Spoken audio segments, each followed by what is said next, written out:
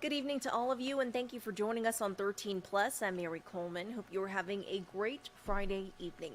Well, it's never too late or too early to learn how to manage your money effectively. The knowledge of those skills, budgeting, saving, investing, dealing with debt, and credit all fall under financial literacy. It's expertise that many are lacking.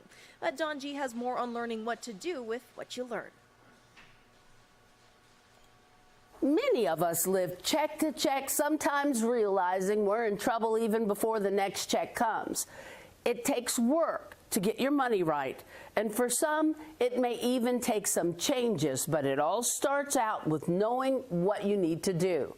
It starts with financial literacy. Financial literacy is getting smart when it comes to money. Greg Merced is a father of 6, a certified financial planner, and the CEO and co-founder of Busy Kid, a subscription chores app for kids that teaches financial literacy and responsibility. He believes financial literacy is a family affair. The number one priority, right? Get an emergency fund in place. According to Bankrate, a consumer financial services company, a $1,000 unexpected emergency expense could derail the lives of more than half of all Americans. Another of their surveys found more than 1/3 of U.S. adults have more credit card debt than emergency savings. Merced said, start building that emergency fund now. Pull back on eating out. I know it seems kind of like basic, but it's very expensive. It's crazy and it's costing a ton of money. Back off that stuff and start putting some money away for a rainy day because it's coming. Merced also stresses make a budget. Because there's things that can move and there's things that can't. Calculate your net income, track your spending, set realistic goals. The mortgage, the taxes, the insurance, the electric, the food, all those things are pretty set, right? Merced also stresses save for retirement. Save at least enough to get the full employer match if one is offered. That is free money. And if you have credit cards, pay them off. If you can't pay them off totally, then you really shouldn't be using them. Financial literacy is one of the most important things an individual or a family can secure for lifelong stability and financial security. Merced believes that financial security can and should be shared with your children. If you just earn it and burn it, you're not doing anything for your kids. It's not that hard to teach your kids. You just have to say, hey, if you want some money, you got to work. Merced's Busy Kid app users can earn, save, share, spend, and invest real money wisely. The Busy Kid Visa Debt Card gives kids the freedom to spend anywhere Visa is accepted, and parents see every transaction made. Kids receive allowance on the selected payday. After parents check the chores given to their child, they can then verify everything was completed. They then approve a text message to OK transferring funds from their bank account to their Busy Kids account. Then they learn how much stuff costs and start to realize, wow, no wonder mom, dad are always talking about this. If they're smart with their money, you are setting them up for success. Final tips. At least once a year, revisit all the monthly memberships or other recurring fees you pay. You may be paying for things you no longer use, so review your bank and credit card statements. Set up an automatic deposit that goes into your savings account for an emergency fund. Just a few dollars every paycheck adds up over time. Last, live within your means. Avoid unnecessary expenses and things you know you just can't afford. Helping you make ends meet. I'm Dawn G.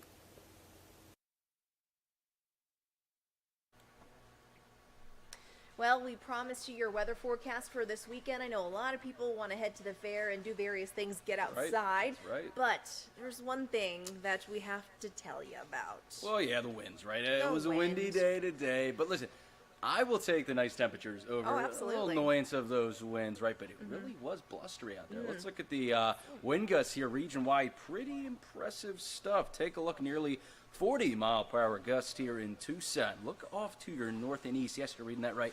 60-mile-per-hour gust was recorded in the mountain town of Springerville. Wow, yeah, so pretty blustery here region-wide. Well, the reason is a system is to our north really crunching those contours there, and that means those winds are really going to pick up. And you can see that. That really lasts, though, through tomorrow, right? Contours are pretty crunched together here through tomorrow with that system passing to our north, and you can see those contours get a little more spread out, which means winds will alleviate. Won't see those really gusty winds through Saturday night in through early next week, right? We're seeing those blustery winds right now out there, and really through 10 o'clock, right? They do alleviate for the most part. We're still seeing gusty winds out there, like in Sierra Vista and Bisbee. They're still seeing excess of 30-mile-per-hour gusts.